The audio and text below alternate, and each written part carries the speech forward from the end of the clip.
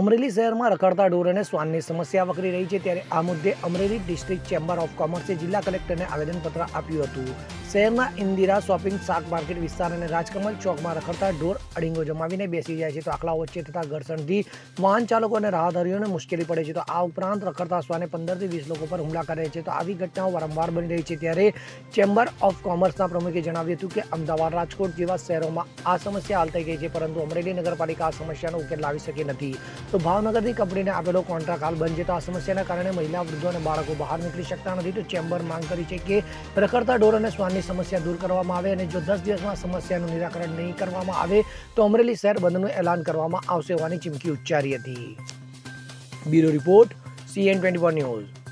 હવે જુઓ દેશ દુનિયાની તમામ ખબરો તમારી આંગળીના ટેરવે.